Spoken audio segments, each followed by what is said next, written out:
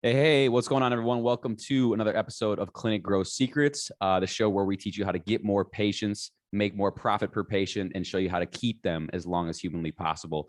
And guys, today we have a very special guest. In fact, the guest that we have on today, I feel like that I've been connected to indirectly for so long, and I'm finally excited to get a chance to speak with him.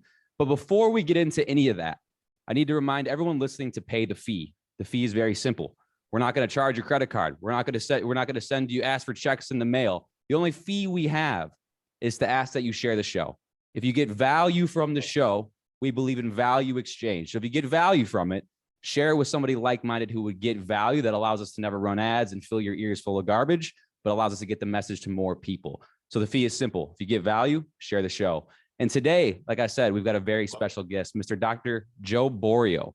And like I said, I feel like Dr. Borio and I have been connected indirectly for a long time. We've had a couple similar clients, people that have worked with him and have worked with us on the advertising side.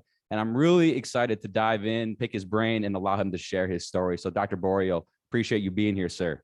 Thank you, Jeff. It's an honor to be on your program. So thank you. Absolutely. And sir, I wanna start us off. You were born in '65 in Syracuse, New York, and it seemed like from the little bit of research I was doing on your history, it seemed like you were into healthcare. You were very active as a child. In fact, I even saw on some of your spaces that you were very into sports, maybe even played a couple at the professional level. So give me a little bit of history and the listeners of like where you came from back in Syracuse and kind of how you got into chiropractic. Yeah, I was third in line of four kids. I was born with some health challenges. So today they'd call it like sensory integration. I can remember as a kid the taste of metal, the texture of like blueberries and certain foods in my mouth were really uncomfortable. I was a real sickly kid, double ear infection, strep throat, all that type of stuff. And I started getting seizures, like what they call petit mal seizures that led into more of a grand mal seizure. And you can imagine as a parent, you're very concerned about your kid's health. And my parents did what they knew best, the traditional thing. They take it in a medical route, and I had very little success. And I just kept getting kind of sicker. And my neighbors went to a chiropractor. So they told my parents, hey, you should go bring your kid to a chiropractor. My parents didn't know anything about it, and they did. And the doctor, my mother tells a story where, about 10 minutes in the conversation, the doctor asked my mother about my birth. And I was a heavy kid. I was like a 12-pound birth. They used forceps. I got hung up in the birth canal, caused a lot of neck trauma. And he had explained to my parents that this would have caused some damage to my spine, nervous system. So I started getting adjusted for about 6 months, almost 3 times a week. And, I was one of those miracle chiropractic stories that literally changed my life. And Dr. Up the street there, I'm trying to think of his name right now. I lost it right there for a second, but he literally changed my life. So my mother was so impressed with this that she said, wow, if it's this good for Joey, then we all should go, so we all went to the chiropractor for those years until he left, and he wasn't there very long until he left, and we switched to another chiropractor. So really through my whole early childhood, my family and I became chiropractic patients. We became people that went to the chiropractor. We still had a pediatrician, still had an eye doctor, still had a dentist, but I grew up with this, very blessed where the idea of going to the chiropractor wasn't to treat an ache or pain. At that point, I went because it was a crazy idea. It was good for you to go. So I started going to the chiropractor because it was good for us to go. So we went for years. And then as I went through school, fast forward, I decided, hey, I think I want to do this. This is what I want to do. I want to be a chiropractor. So I had gone to chiropractic school, and I went to National Chiropractic. I would have gone to New York, but they lost their accreditation. Bill Thaser, that was the chiropractor. I didn't want to neglect him. That just popped in my brain.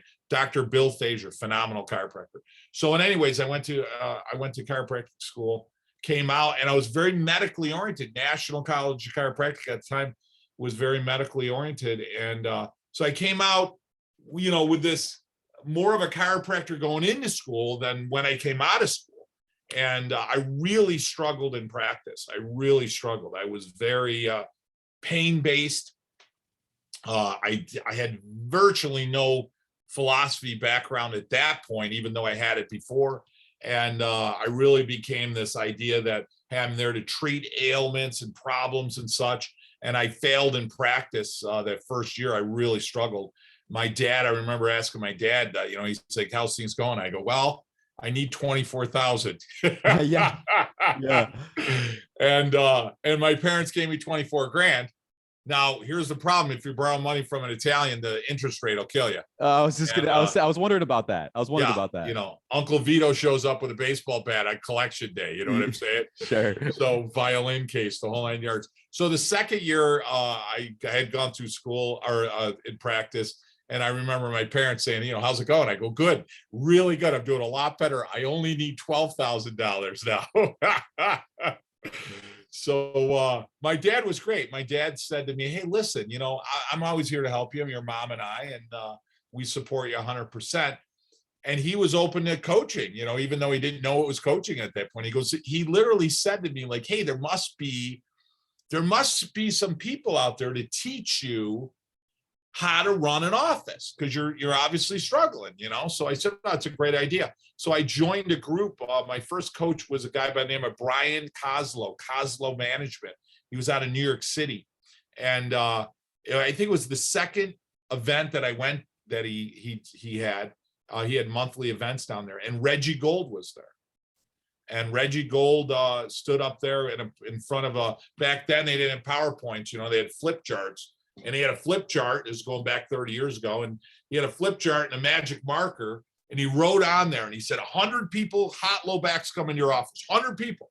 He said, and 99 get better and 1 doesn't. When you drive home after work, who are you thinking about? And he said, hey, if you're thinking about the 1, you don't own the principle. You don't own the philosophy of chiropractic. And I was thinking about the 1. I was thinking about that. So I was thinking, and I don't say any judgment against people, but then you're thinking, well, what can I do to treat the 1 guy? So I got to bring in a high volt, low volt, ultrasound. Next thing I know, I got to bring in all these modalities and these treatment modalities, which, by the way, had value. But you're bringing them in. And he was like, are you adjusting them to enhance the ability of the body to heal so that it can address the problem? Or are you adjusting them in an effort to treat the problem? Because the difference between those 2 choices is the difference between you accelerating the growth of your practice and taking care of people for a lifetime, or taking care of people and treating them for a short period of time. And he didn't word it exactly that way, but that's what I was doing. So I followed Reggie around and really became a Reggie groupie. Hell, Reggie would still be my coach if he didn't, pass away on us, but he quit coaching a number of years ago after I'd been with him a few years. I worked with Jim Sigafus on the phone for maybe 3 years. I did phone calls with Jim Sigafus. Funny story on Jim Sigafus, I would get on a call with him and he would record it on a cassette tape. And then and I always laughed with him because he would put it in an envelope. And then he would always write my name down on the envelope after he put the cassette in there. So it would always have the envelope, and my name would all be screwed up because he's writing over an uneven surface. It was That's funny.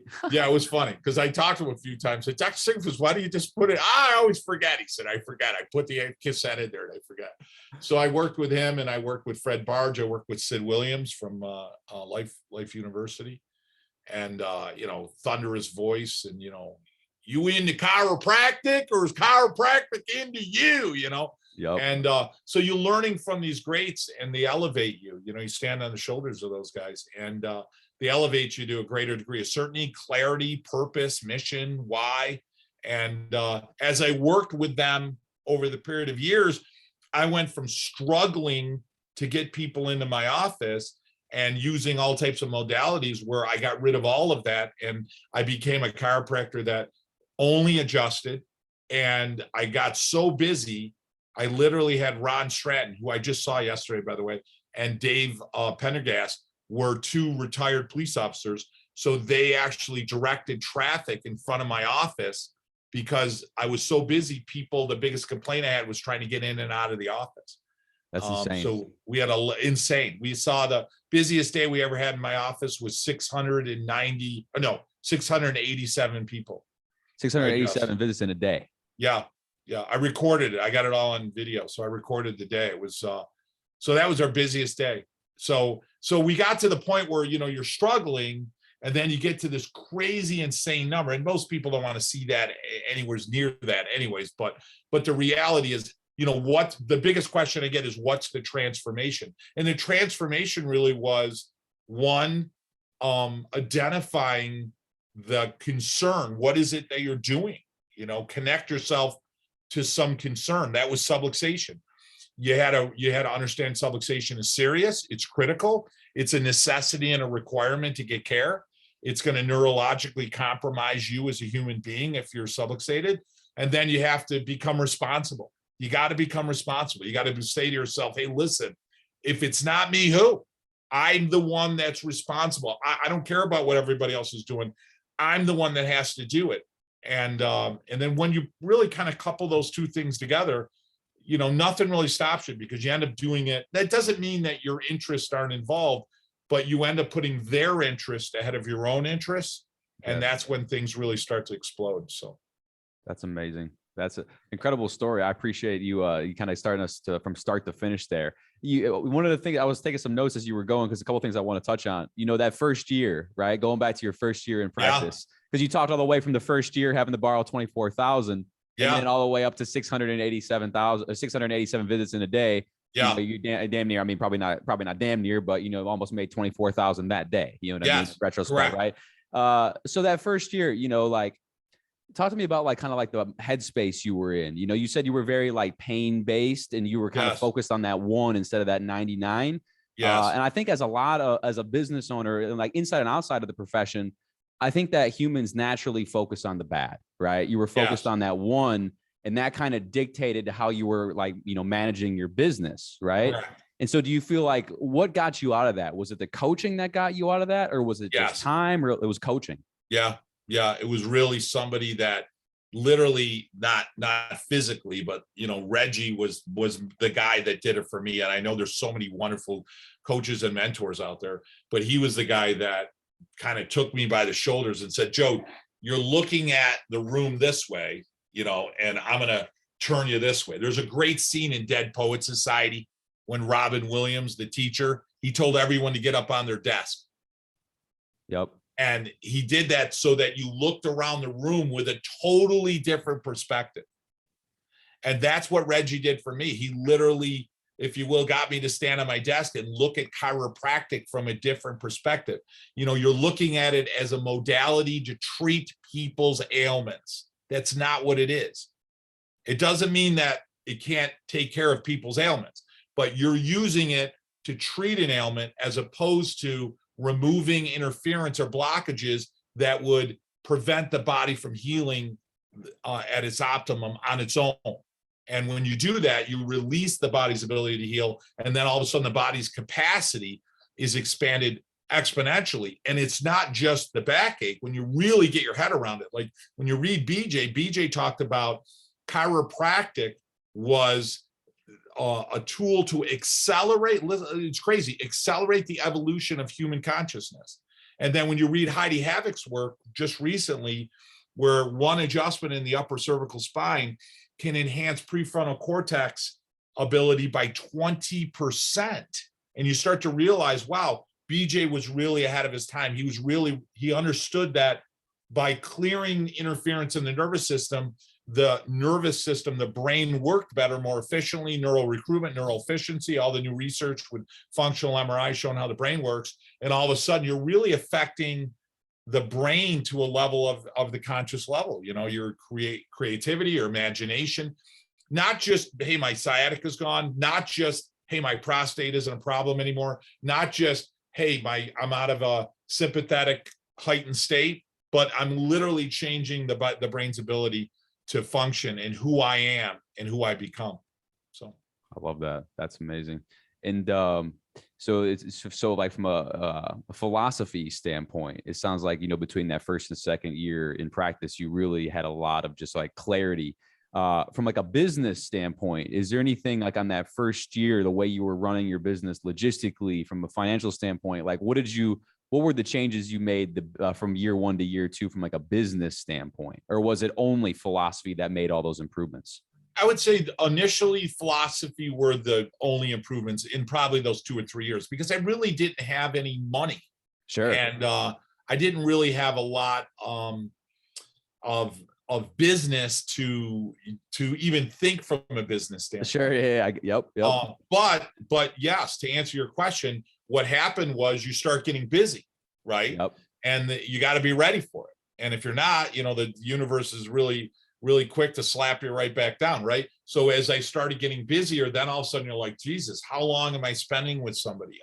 How do I handle the finances of the practice member? How do I handle my finances? What's workers' comp? What's unemployment? What's marketing? What's the difference between marketing and promotion and advertising? Everything's a little different, right? And you know that, you're an expert on that. So all of those things started to kind of come up after I started seeing more people, because I really didn't know what I was doing. The good news is my dad ran a successful business. So I ran, and both of my parents ran that. So I ended up drawing a lot from their experience.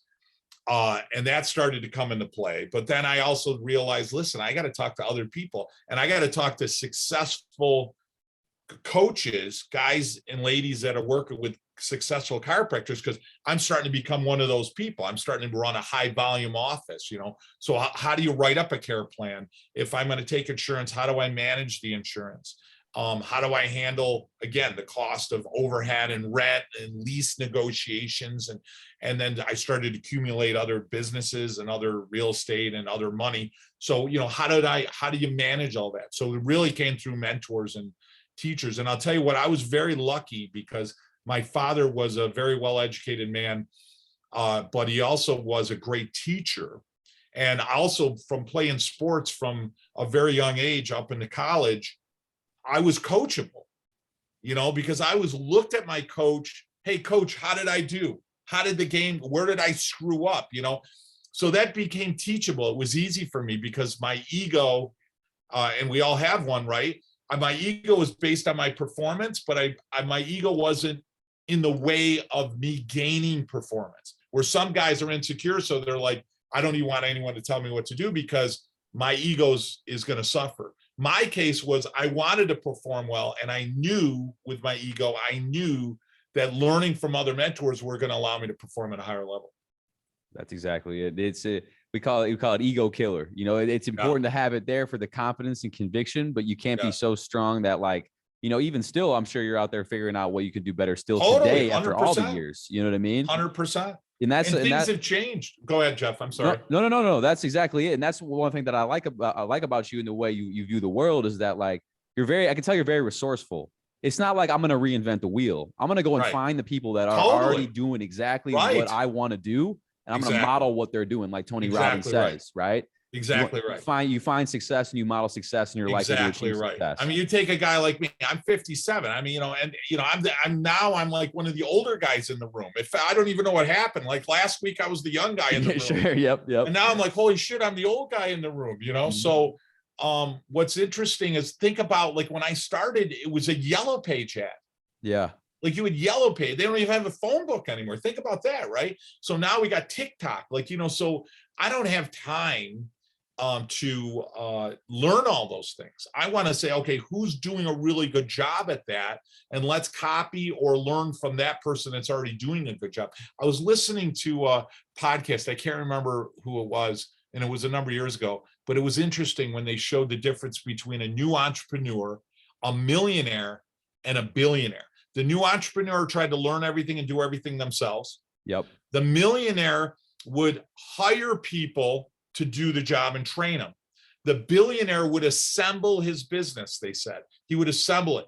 So he would grab, okay, I'm going to hire this person to do my advertising, and not person, I'm sorry. So like you do marketing and advertising, and you're awesome at what you do, right? So somebody's going to come in and say, okay, I'm going to hire you to do that. I'm actually building my business. You're going to take care of that. You're going to take care of that. Everything was almost virtual, and they would build a business by assembling it rather than how we would do it to get started. It was really interesting. So I try to learn from that. Like, okay, I want to assemble this I don't want to learn it. I want to get somebody that already knows how to do it, like you, plug you right in. So now I got all that being done while I'm going to do, what am I good at? I'm great at being a chiropractor. I'm not great at marketing and doing all that stuff. That's not really what I'm great at, but I'm great at this. So I'm going to do what I'm great at, because how we help people and how we make money, and most chiropractors forget that, you do it through adjusting people. Like when I adjust somebody, I'm making money and I'm helping them. Everything else I do, I'm not getting paid for. Right. So everything else costs me money. So I got to delegate everything else, because if I want to maximize my impact on society, community, and if I want to impact my greatest skill set to make a living and maximize that, I got to get rid of everything else and get my hands on as many people as possible. So I love that. That's the exact mentality. And I think that one of the things that you kind of alluded to without saying is that there's many people that are like, well, you know, I'm good at this, but I suck at X, Y, and Z. So I need to focus on my weaknesses, right? Yeah. That's the illusion of it, right? Right. So you need to focus on your weaknesses. Well, I would argue, and you know, you're welcome to swear on this show, and I'm about to, I would say it's a load of shit. You know what I mean? Right. You should focus on your strengths and go all in on that, because that's how you're going to serve. You know what I mean? That's exactly it. And so I would assume, and I want to ask you, pick your brain a little bit. You talked about like building that business structure. And it's funny because my business partner and I, we just did an exercise yesterday where we were like looking at the entire structure, you know, figuring out like VP of this, VP of that. What are all the micro roles based on the targets we have for our business? What are all the roles and people that we need in place, whether they're in-house or vendors, that will need to support the business at the level that we want it to grow to? And that's all based on kind of like the book, The E-Myth. I'm assuming you read that one, right? Oh, yeah. So it's basically re-engineering the business before you just start like, you know, like you were saying before, like doing everything yourself. Correct. Or just hiring just to fill a little gap. You're building the structure first, you know? Right. So working in or working on, there's a big difference. So most people work in and they think they're working on because they worked hard. Yeah. So you got to work in it and you got to work your ass off, which a lot of people, you know, they look at you or me and they say, wow, look how successful you are. Well, you know, you weren't there when I was, you know, there all those days and trying to figure it out and screwing it up. You know what I mean? But there's a difference when you work on it. Now you're the observer. And it's tough for people to do that. Now I can step back and go, okay, let me work on my practice. You know, what is my marketing? What is my protocol? What is my time with a practice member? How well trained? Do I have a training system for my staff? What's my onboarding of a practice member, a new patient? You know, how do I get their family in? How do I maximize all that? Those are all the things that you have to work on while you're not working in it. And then you develop those systems, protocols, procedures to then apply to your practice when you're in it. So I love that. That you literally nailed it right there. One thing I wanted to pick your brain on and just kind of like ask this question, because I know like the audience that I have are people that make, you know, anywhere between 5,000 a month up to potentially even like over 100,000 a month in their practice. Sure. So they're all over, right?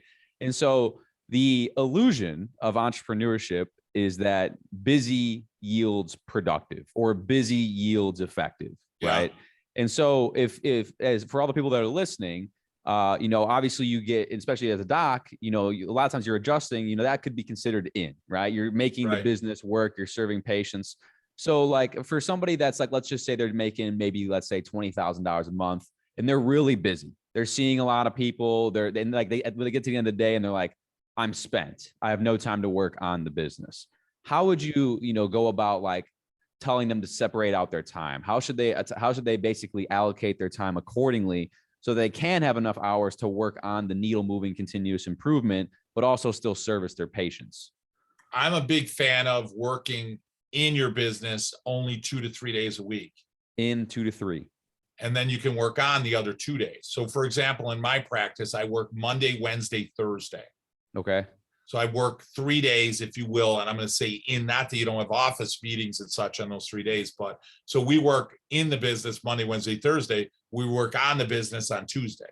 So sometimes on Friday. I love that. And we have there's people that I've coached, and you're going to notice the same when I say this, is that it's like, okay, I work, let's say I'm in office Monday, Wednesday, or Monday, Tuesday, Wednesday, the first 3 days of the week in the practice. But then the gap sometimes is like, hey, you don't just like get, unless you're happy with where you are right now, like Thursday and Friday are not days off. You know what I mean? Correct. Like Correct. Just because you're not working in doesn't mean it's a celebration. And like if you're content and you don't want to grow anymore, then so be it. But if you say that you want to grow and you actually want to help more people, then Thursday, Friday are not a lackadaisy day. You know what I Correct. mean? That's where you need to go all in on the SOPs, the standard Correct. operating procedures, the marketing initiatives, the Correct. partnership initiatives, right? Correct.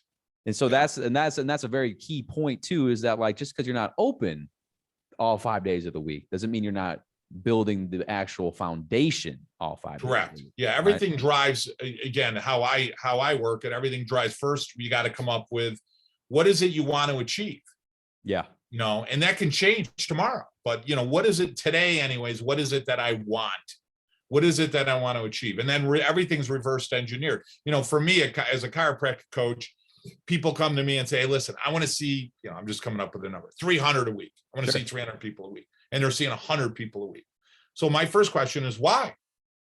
You know, why do you want to see that? And then the next question is, you know, what's your purpose? What's your mission? And then the next step is, now we got to reverse engineer it. What does that look like? If you want to do that in a year and you're at 100 and you want to up it to 200 more, well, how many is that per month? How many is that per week? How many is that per day? How many new ones does that look like every week? And then, wow, I got to bring in, I'm just coming up with a number, 10 new ones a week. All right. Well, if you want to bring in 10 new ones a week, how are we going to do that? Because that's what you have to do in order to get to 300. Through attrition, you're going to lose people from 3-2 to 1 just by dropping the frequency. You're going to lose at least 10 to up to 50%, depending on your education, your personality, your ability to educate your practice members. So those people are going to leave. So you got to bring in at least 10. How are you going to do that? And then that creates the action steps. And then all of a sudden, it's really easy to start structuring. Here's my goal. Now I know exactly what my target is. Now I know exactly what I want to do. Those days off, we call them off, where you're not in it. Now I can reflect on that and go, hey, geez, I only brought in 8. What am I doing? What could I do better? Hey, I brought in 12. What the hell went great? Why did I bring in 12? How can I reproduce that every week? You know, that's where those days working on are, I think, critical. So critical. Yeah, absolutely. And you talked a little bit about purpose there, right? Because if someone says, I want to see 300 a week, well, it's like, it's really like why, back to like the main purpose of yourself. Do you think that, and this can be true inside and outside the profession, but do you think that people's purpose can change over time?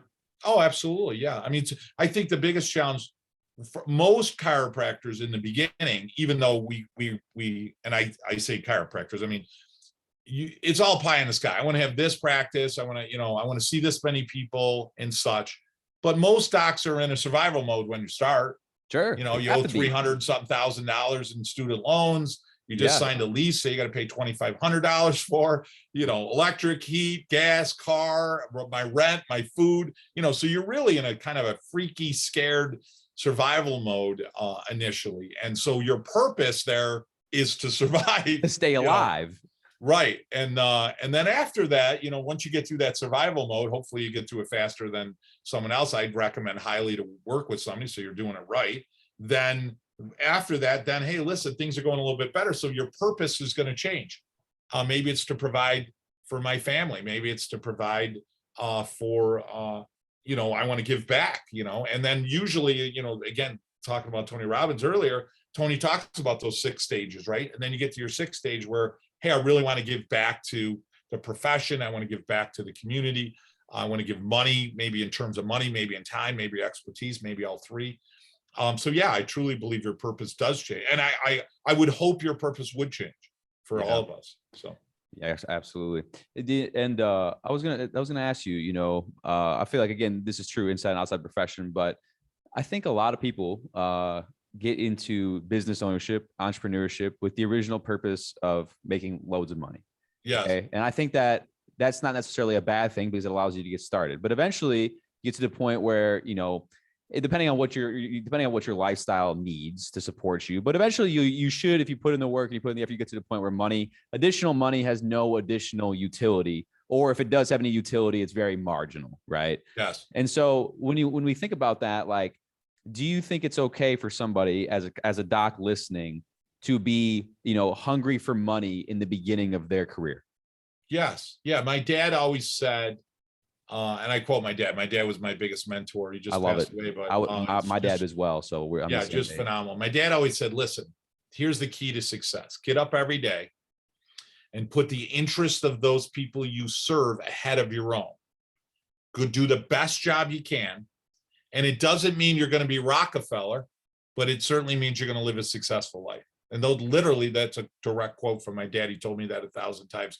So the point is, it doesn't mean you can't make money. Just put the interest, make sure that whatever recommendation I'm giving you as a doctor, it's got your interests ahead of my own. I don't want to tell you you need more care than you really do because I'm trying to make money. You know what I mean? I don't want to take advantage of somebody because they're gullible and I can extract money out of it when I'm not really putting your needs first. So if I put your needs first, even in that survival mode where you got to pay the bills, just make sure you put their needs ahead of your own and make sure you do the best freaking job you can. And you know this because I'm sure, you know, your bullseye changes all the time with marketing and how quickly the technology is changing, right? Just in a year, let alone years.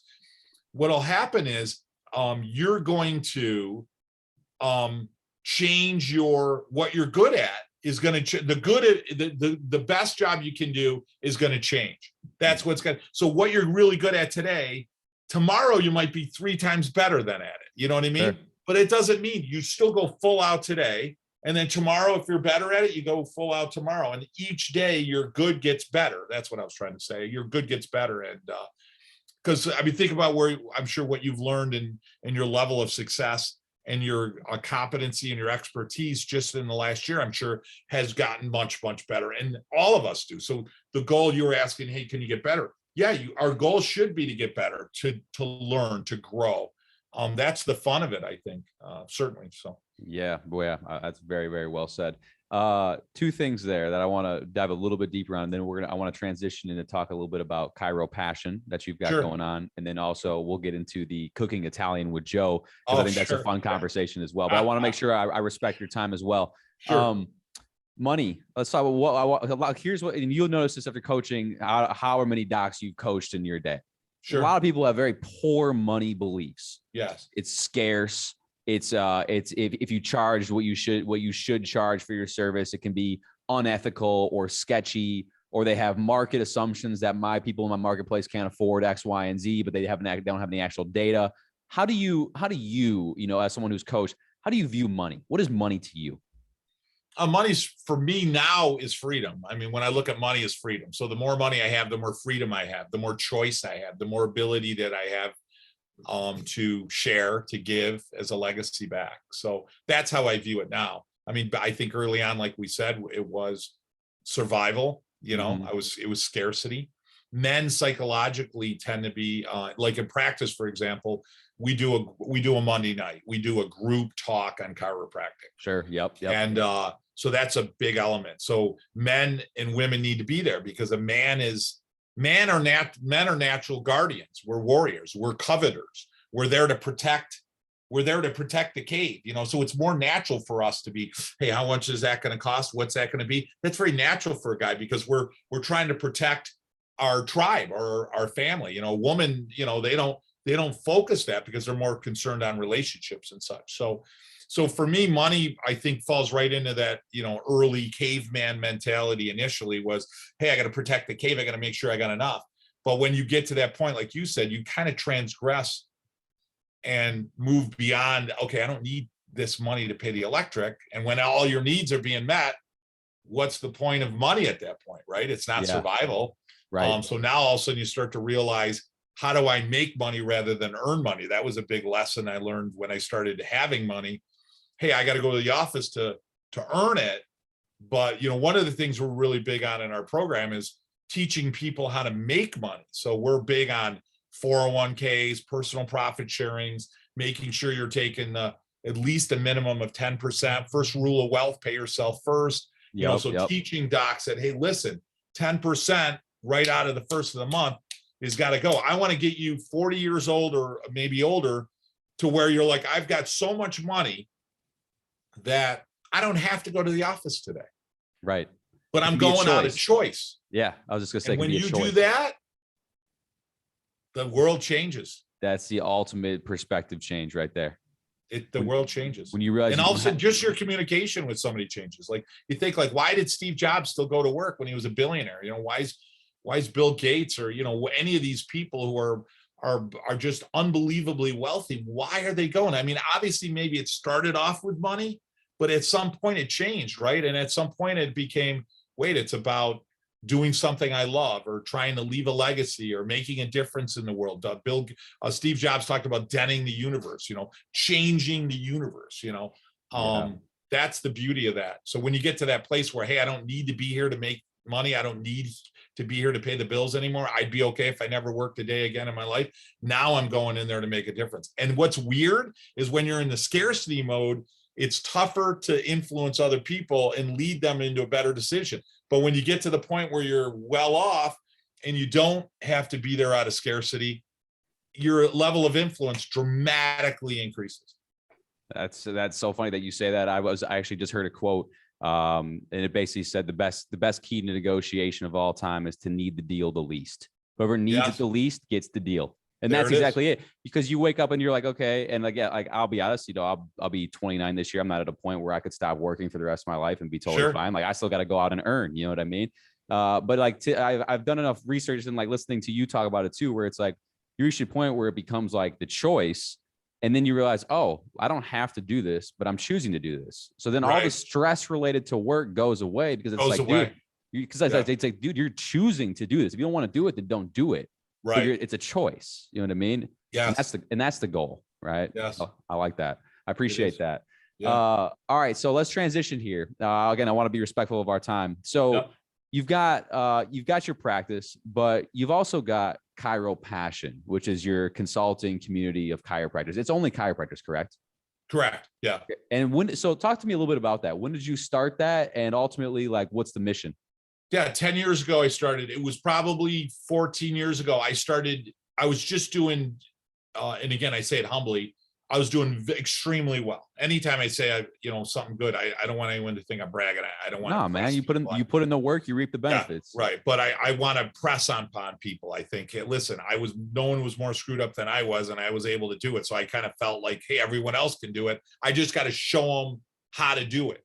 And I had so many of my friends and other docs in the area that were reaching out to me saying, hey, what are you doing here? What are you doing here? So I conducted these like little events in my office, and most people, they were looking for gimmicks. They were looking, and no disrespect against them, but they were looking for, it must be your business card. You know why you're seeing 600 people in a day? Because it's your card, or it's your pen, or, they were looking for that external kind of flash, that bling. And I'm like, wow, that had nothing to do with why. That's the most meaningless thing in the whole system. And so I just got to the point where, listen, if I'm really going to make a difference, my mentor was Reggie. And Reggie said, well, no, you got to work and train and put the effort in. And that's what I did. I decided one day, listen, somebody said, well, I'm very passionate. So I said, okay, it's chiropractic passion. So Chiropassion. And we're going to teach people every aspect of it, the business hat, the philosophy hat, the science hat, and the chiropractic hat, and once we did that, that's what I felt was important, those pillars. And that's what I teach within the program. And our mission is to create, I think, the greatest way, the most important way, the most productive way to advance chiropractic is to create successful chiropractors. Simple as that. Well, because listen, if you're struggling out there and you're a young kid and you look at the doctor and you go, Jesus, this guy's life is a wreck and he's not successful, he doesn't want to be a chiropractor. But if you go up to a chiropractor's office and the office is beautiful and the staff's beautiful and the doc is having a riot, and I still have a good time in my office, we still bang on a lot of people, and you come in and I'm high-fiving and hugging and man, power's on, body's working better. Man, you know what? I think you got taller after that adjustment. I got to be honest with you, Jeff. I think I'm taller after that adjustment. They look at you and they see that you do well in success and money, and they're like, you know what? I think I want to be a chiropractor. And I think that'll grow the profession. The other part is we got to stop being poor and proud, poverty proud and poor proud. And we got to say, hey, listen, we got to be successful, because then we can give more money back to the profession, back to the schools, and we can elevate the whole profession from the bottom up. So that's awesome. So Chiropassion, kind of back to the purpose conversation, that's your new level of purpose, is not only like taking what you did and execute over the years, but now sharing that with the masses to actually just grow it entirely. Yeah. Yeah. That's We had a doc, we just did a boot camp. We do Borio boot camp.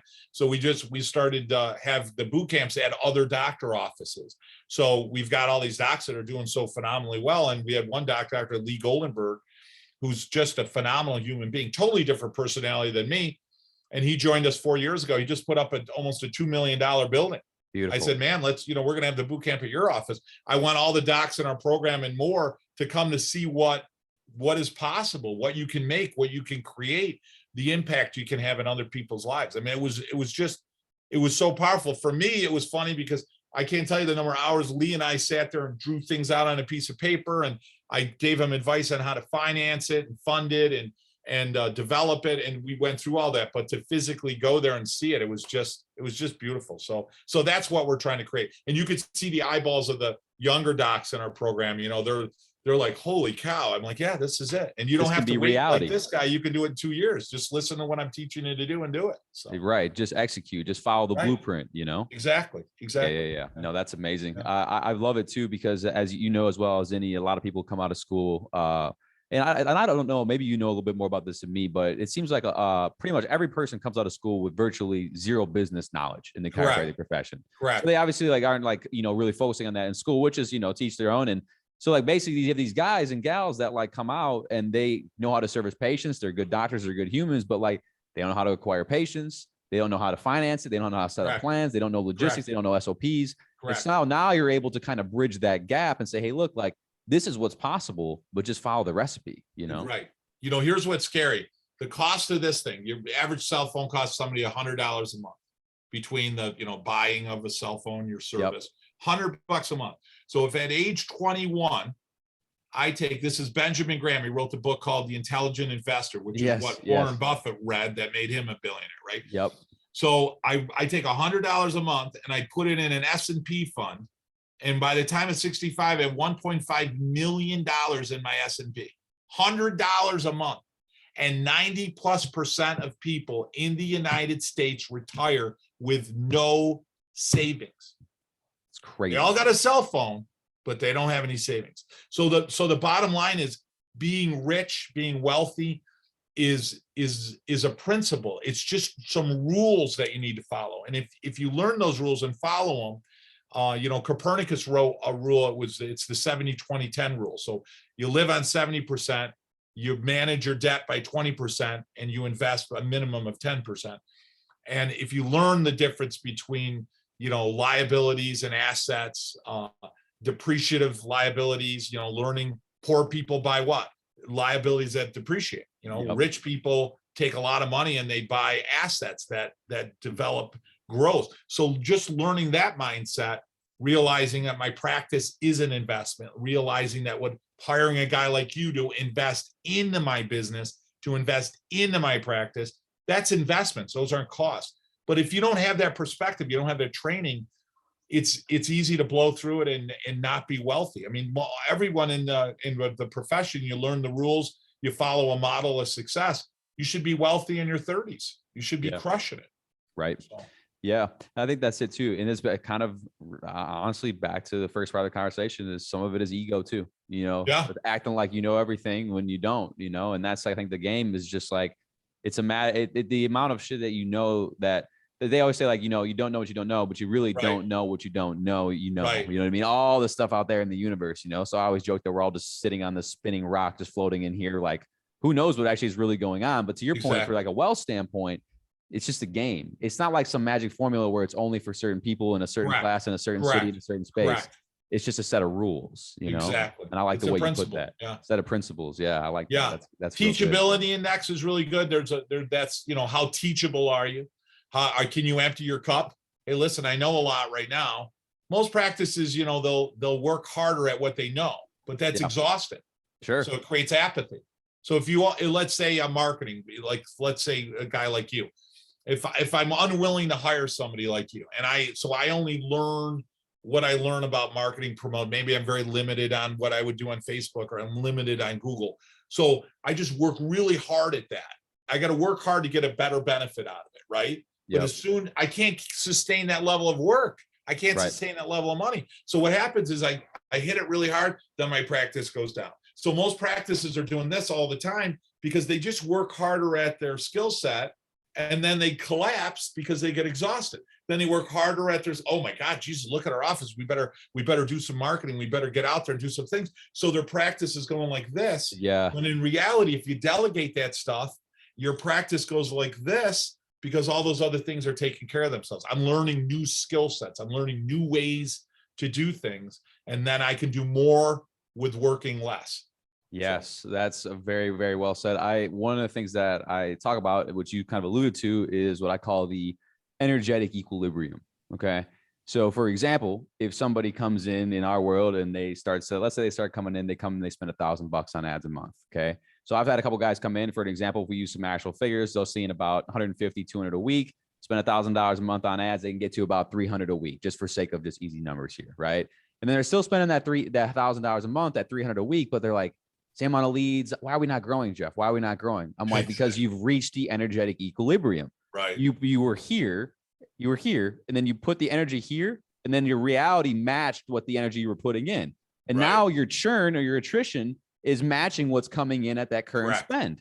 Correct. Spend more money. Oh, now we're at 400. So you just continue to like break the system over and over and over again.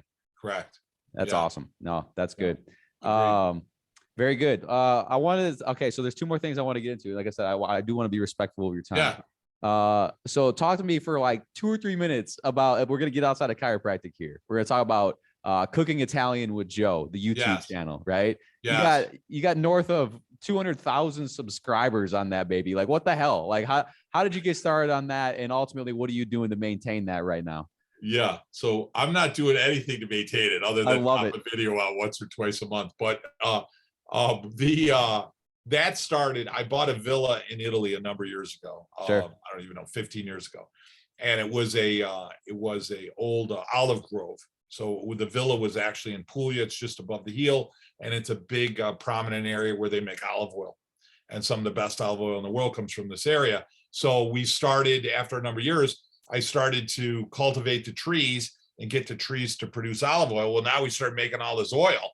And it's like, well, what the hell are you going to do with all the oil? So you could wholesale it in Italy, but for hardly anything, or you can ship it. So I said, hey, you know what I think I'm going to do? I'm going to ship it to the United States. So I shipped it to the United States. And like anything else, you know, your biggest challenge in most circles is obscurity. Nobody knows who you are. Nobody knows you got oil for sale, right? So I talked to a few people and they said, hey, listen, we do some products, some Italian food products, and we do little cooking videos and we plug the product in the video. So I said, wow, that's a great idea. So I opened up this YouTube channel, and again, I think we were talking about it. I said, I didn't know what the hell I was doing. I think one of our first videos was on like a Samsung phone on how to make gnocchis or something like that. And we started plugging the olive oil. Hey, you know, I got Vito and Joe's, my two sons are Vito and Joe. So we started plugging the olive oil in the videos, and holy mackerel, you know, did that work or what? You know, we started selling, we literally sell out of oil. So we sell out of oil every year, and we sold oil. And then, but I never thought the videos were going to take off. I really never did it for the cooking channel, if you will, to take off. And, you know, certainly there's guys out there that have millions, but we got a little over 200,000 subscribers, and all we do is pop up videos. We don't market it. We don't promote it. We don't do anything other than do videos. And it's really funny that it's fun. You know, we were talking about business and practice and life. This is what amazes me, Jeff. I'll do a video. I did a video on how to become a millionaire by age 35. And it was on Facebook. And I put it on Facebook, Instagram, YouTube.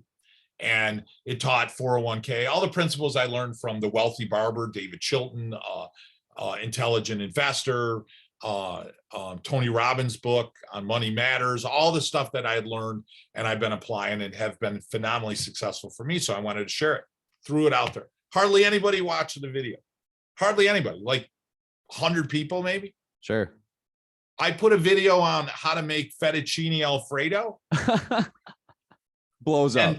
2 million fucking people watch the video. Yeah, right. You know what I'm saying? Yeah. It's like, how does that even make any sense? Man, you know, it's funny. Man, it's kind of a sad thing. There's a little bit of a side thing here, but it's like, you know, people want, like, dude, remember what you were saying when people were coming to your practice and they're like, what's the fucking gimmick? your Yeah. business card, dude. That's what's getting Yes. you all the business. They Yes. want the easy, simple shit, Yes. Yes. but it's not the easy, simple shit that scales. Correct. You know what I mean? Exactly That's right. so funny. And I can tell you, based on what you said earlier, which was advice from your father about doing everything without your own interest in mind. Yes. That's why your YouTube channel blew up. Yeah. That's Yeah. exactly why, though, because you Exactly. basically said that you started doing these videos without any intent of them blowing up. It wasn't Yeah. self-serving. And of Yeah. course, because you did it that way, you sold a shitload of oil and your YouTube channel blew up. Yeah. So that's karma right Sure. there. You know what I mean? Yeah. That's Yeah. exactly how it was supposed to be. Yeah. That's Yeah. amazing. So Cooking Italian with Joe YouTube channel. If you want to join the fun, Joe's got over 200,000 subscribers on that baby. Yeah, that's a lot of fun. You know, and that to me, I do that. So I cook every Sunday anyway. So Yeah. I mean, for me, it's I just record it. You know, you try to get better at it. Sure. And learn what people want. We used to do a show before. So our idea initially was to do like a 30-minute show where you tell stories. I'd have people on periodically. But then it got to the point where, you know, you just realize people really want that 10-minute, 12-minute, you know, quick shot. And then we do the recipes on the website. My staff types them up every once a month or something. I'll go in and, you know, tell Lisa or Nona, hey, I got another. Yeah. We did nudies, which are naked gnocchis. We did those this last weekend. So that's a lot of fun. So yeah, they type them up, but we have fun with it. I don't really put any effort into it other than eating. I eat a lot. So I eat a whole That's lot. the win. You get to make the video and enjoy your own food, you know? Exactly. That's beautiful. And you're not and just for the reference, you were talking about delegation earlier. I would assume you're not the one editing all your videos. No, I edit. I do have to edit some of them. Oh, you do? Yeah. Wow. That's impressive. All right. Very good. Yeah, Very we've tried a few other ways to do it, but unfortunately, yeah, that's why we only do about one a month. Because, yeah, right. There's the limited capacity. Yeah, it does take sometimes a couple of weeks or something. Hey, I might have 4 or 5 videos recorded, but I just got to tweak them out when I'm, you know, vegging out there. So sure. Yeah. That makes sense. Well, I appreciate you sharing that. Last thing that I want to go into here. Yeah.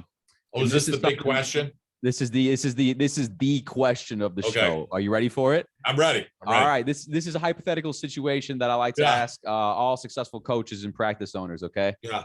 So here's the hypothetical situation. Tomorrow you wake up and you've lost everything. You lost your practice.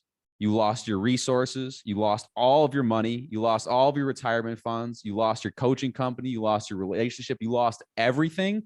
But you still have all the same knowledge and skills that you have right now. You've got 30 days to try and recuperate as much as humanly possible and get back on your feet.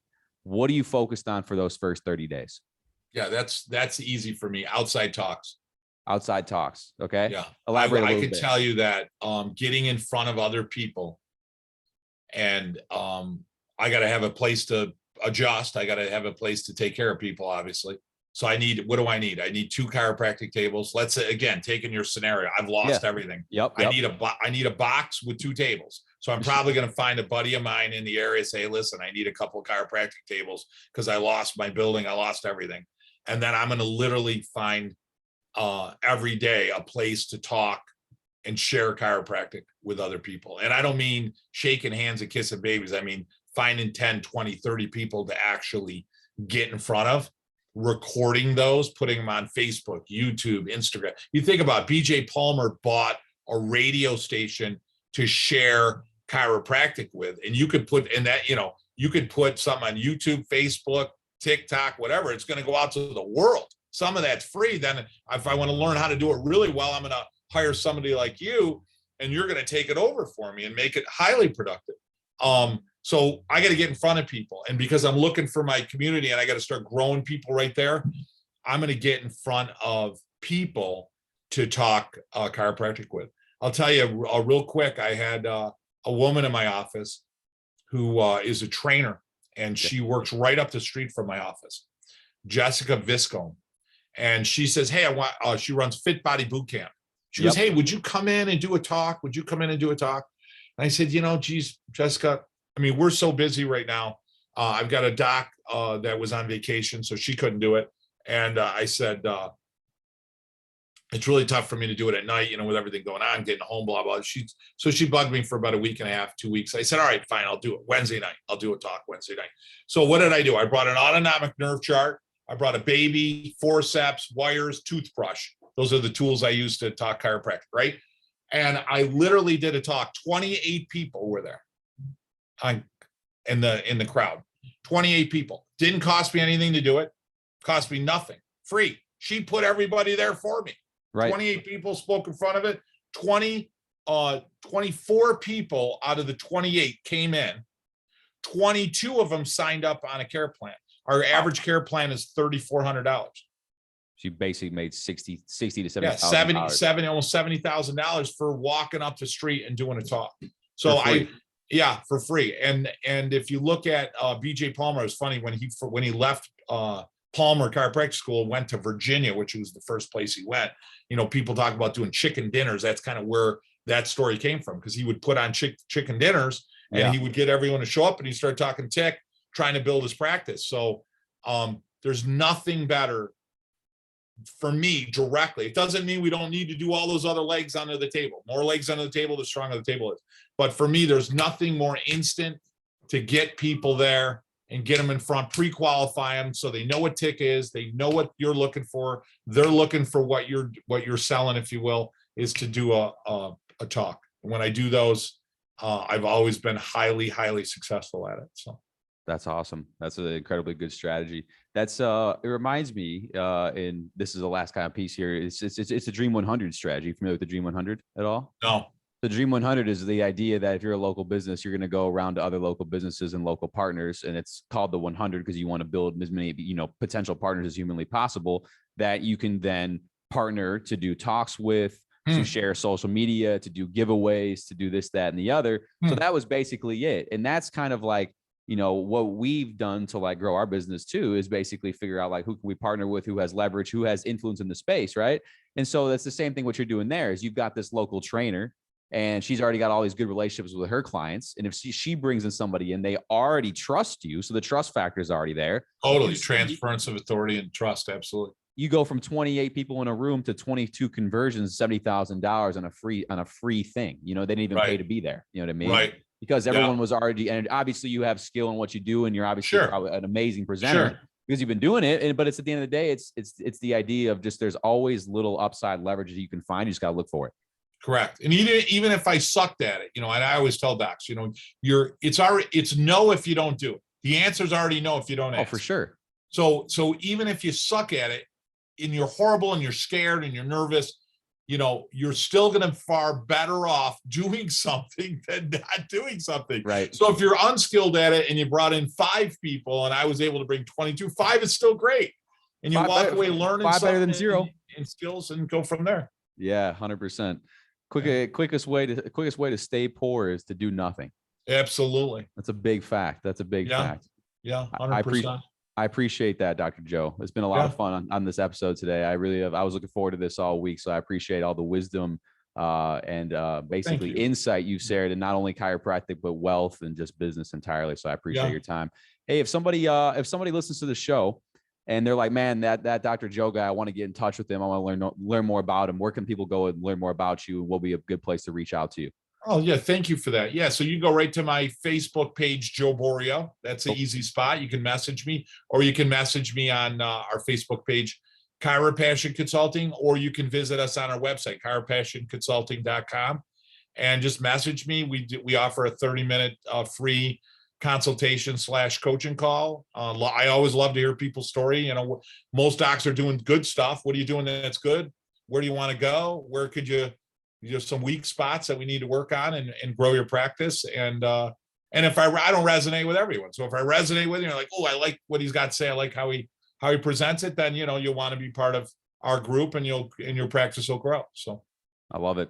Absolutely. Dr. Joe Borio, everyone, if you got value from this episode, just quick reminder, now is the time to pay the fee. We don't run ads. We just deliver value. We believe in value exchange. So if you got value from Dr. Borio in our conversation, share the show with somebody who would get value from it as well. And we appreciate the support. My friends, thank you for tuning in to another episode of Clinic Growth Secrets. And Dr. Borio, thank you so much for your time, energy, and passion on the show. Thank you, Jeff. It's been an honor. I appreciate it.